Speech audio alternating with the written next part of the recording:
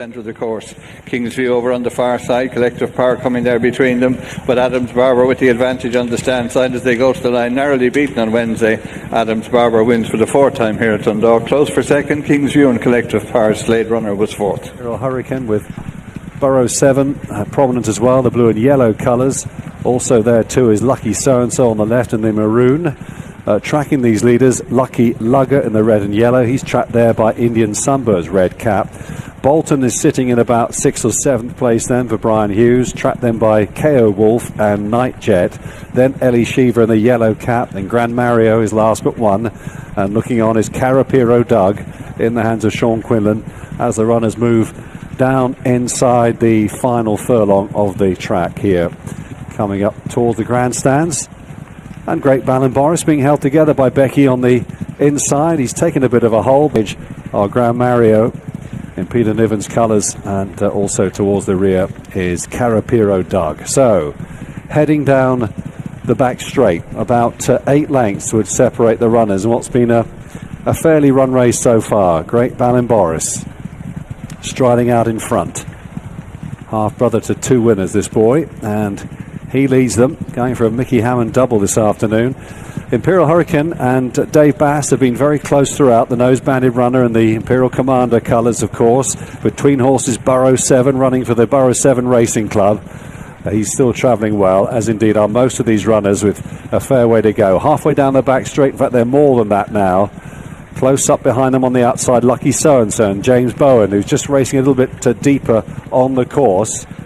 Bolton's there pitching as well with every chance. One that's just dropped away is Ellie Sheaver. She's struggling and is losing touch with the main group. No move yet from KO Wolf and Jack Garrity, the grey and the green jacket, who's just racing alongside Nightjet, together at the rear of the field with a strong travelling Carapiro Doug, and ridden along, pushed along is Gran Mario, and losing ground is Indian Sunbird on that far bend. Turning left-handed now.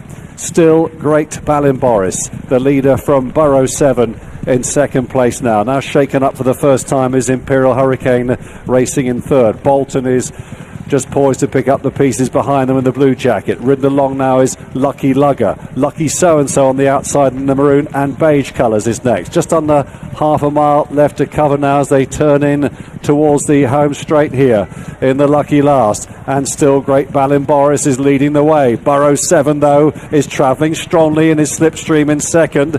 Trying to improve still is Imperial Hurricane together with Bolton, who moves up smoothly through the gears on the inside, the blue jacket, followed by KO Wolf the grey, who's made up quite a bit of ground behind these. Then Nightjet staying on.